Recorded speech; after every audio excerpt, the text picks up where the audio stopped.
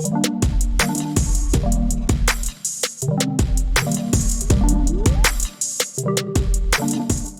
what is up, guys? Nick here, helping you to master your technology. Welcome to my iPhone 11 versus iPhone 13 Pro Max. Should you do the upgrade? Now, what actually inspired me to make this video is I've been reading through the comments in the YouTube channel, and a lot of people have been actually saying I upgraded from an 11 to 13 Pro Max, and I've had a couple questions. Should I do the upgrade from my 11? I'm ready to do an upgrade. Some people want to go to the Max, even though they have the 11. We'll begin by discussing the body and the build. So with the iPhone 11, the main difference here is you are going to feel that stainless steel edge versus the iPhone 11 coming from that aluminum on the 11. You're going to the 13 Pro Max here, and you're also going to get that matte textured back here. The glass just feels very nice on this graphite 13 Pro Max here. And that's a major change overall. Also, the camera housing is massive by comparison to the iPhone 11. So that's something that you will have to notice there. However, you know, with this Max, it does get a little bit smudgy in there. So I'm constantly cleaning off that camera, as you just seen those dust particles, and you're probably seeing them once again.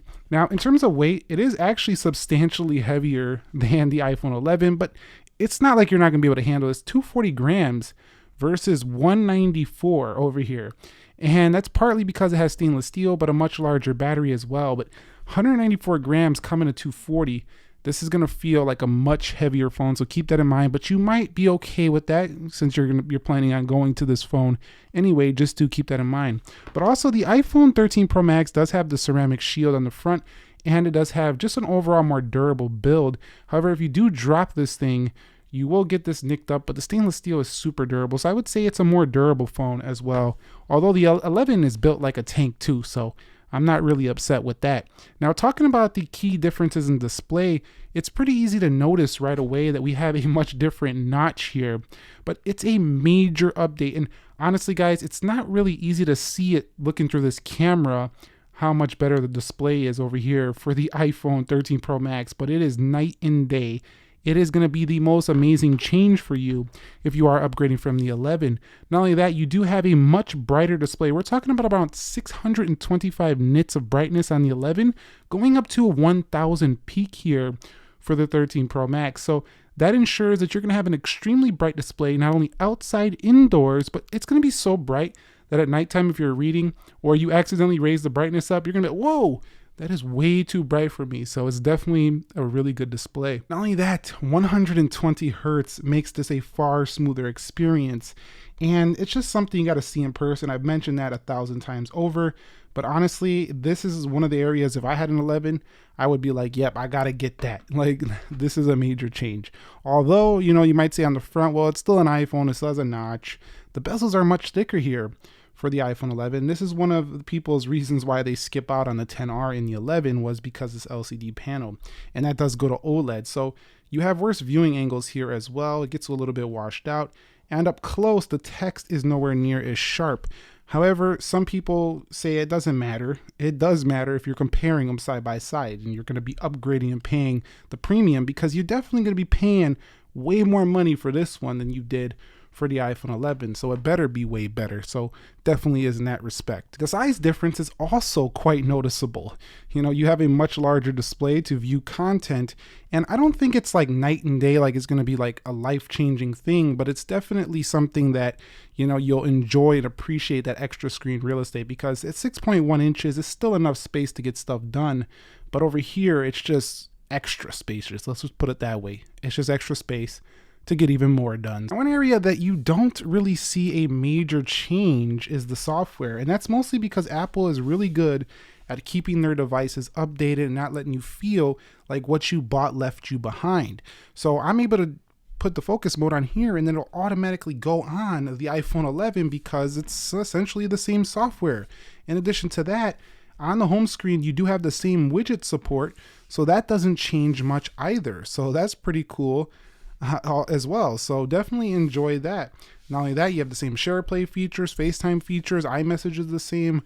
What's really different then? Well, it's all going to reside within that camera software. This is where it really changes. Hardware wise, they both still have that haptic touch, so you're not getting any faster speeds there, but what about performance as a whole? A13, A15 Bionic. Now, as we go along, obviously the A15 is going to be faster. Right now, though, they can both do your day-to-day tasks with blazing speed. The iPhone 11 never really slowed down to the point at all, where I was like going to say, okay, it's time for a new phone. Speed's not good enough. Never. Not even with 4 gigs of RAM. That A13 is a boss chip. Apple matured in the chip game when it comes to the iPhones a long time ago, so it's not really a major change there. However, where you really see it, again, I'm going to push that 120 hertz ProMotion, is that display. That fast refresh makes this phone it just gives you the perception that it's quicker. It doesn't matter if it has an A15, A13. If you put a ProMotion display on something like the 11, you would also think that phone feels faster because the display is literally refreshing at a faster rate, and that gives you the perception that, wow, this phone is blazing quick. And not only that, you do have the 6 gigabytes of RAM in here, so if you do have several applications open at once, pop in between them, it won't ever reload. And with that ProMotion display, that's why I kept jiggling it like that. You can just see there's no delay, nothing. And now you can open a lot of applications on the iPhone 11 without any major issues, but you're not going to see it, outperform the iPhone 13 Pro Max. So that's going to be something you may notice, and you should definitely upgrade if you want a faster feeling display. Now, in the area of storage, this is actually another area where the iPhone got better. Again, you have an option of 128 gigs to start on the iPhone 13 Pro Max, but you can go all the way up to 1 terabyte. Now you start at 64 for the 11, and you could top out at 256 gigs, so not even a 512 gig option here for the 11. So storage, if you need more and you're going to keep your phone a long time, this is the one to go with. You can get massive amounts of storage. Now, for me personally, 256 gigs cuts it for me, but it may not cut it for you. So definitely decide how long you're going to keep it and get the storage that meets your needs, because you can't remove it, you can't expand it on either. In the area of battery life, this is something that really impressed me on the 11. When the 11 did launch back in 2019, we did have an exceptional battery life for having a 3110 milliamp hour battery. And so the iPhone 11 is somewhat of a dream phone to use when it comes to having great battery life. It definitely does shine. Always got through the day quite easily, and I actually still do. If I'm using the 11 to this day, I still get a great full day of use out of that phone. However, the iPhone 13 Pro Max takes it up a notch. It definitely gives you even better performance here. I actually can go into a second day, and if you're using it lightly, you could push into the end of that second day, honestly. If you're a heavy user, though, I think you can definitely get this thing down to around 40 by the end of the day, but you're not going to have this thing pushing that red, 15% where it's telling you low battery. It's just not going to happen unless you just don't do anything and you're just on your phone all day long. Now, the key differences in the area of camera are pretty huge.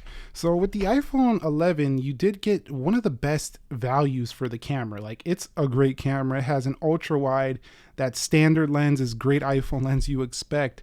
But the iPhone 13 Pro Max is giving you a better ultra wide. It's giving you way more zoom, and it's optical zoom up to 3x. You can go 15x on the digital, only 5. That's 10x more. That is a massive jump if you like to zoom. Definitely huge on that front.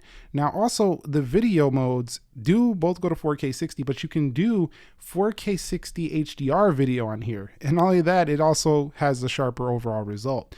Now, cinematic video is not available for the iPhone 11. You can blur the background in video now for the iPhone 13 Pro Max. That's a pretty awesome feat. They both have portrait modes and panoramic, but on the front, they do feature quite a similar camera. Both are offering up that same 12 megapixel 4K 60 camera, which is not a bad camera. It's really good, one of the best on a phone.